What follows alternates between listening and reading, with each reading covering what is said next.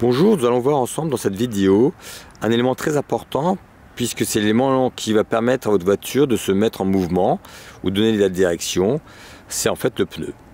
C'est lui qui fait le contact entre votre voiture et la route.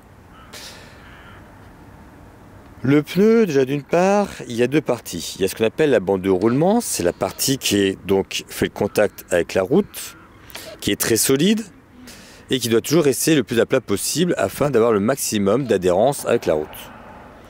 Afin qu'il ne se déforme pas, vous avez sur le côté une deuxième partie qu'on appelle le flanc.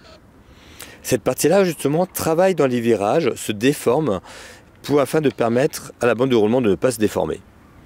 En revanche, cette partie-là, pour se déformer, est très fine, voire très fragile. Du coup, quand vous heurtez un trottoir ou vous frottez un trottoir, vous risquez de créer une déchirure dans le pneu ou éventuellement une hernie, une bosse qui essaie l'air essaie de sortir par là. Et dans ces cas-là, il faut immédiatement changer votre pneu. Vous ne pouvez pas le conserver, il peut à tout moment exploser. Dans la bande de roulement, afin qu'elle puisse toujours avoir un bon contact avec la route, surtout par temps de pluie, il y a des rainures à l'intérieur. L'eau va se mettre à l'intérieur des rainures afin que cette partie-là puisse toujours toucher la route. En fait, ces rainures-là doivent être au moins minimum d'1,6 mm de profondeur.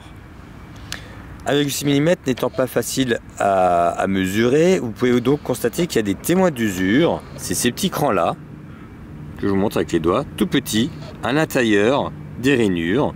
Et ces petits crans-là font 1,6 mm de hauteur à l'intérieur de la rainure. Ainsi, si vos crampons sont à la même hauteur que ces témoins d'usure, c'est comme ça qu'on les appelle, votre pneu, il faut changer, il est trop usé.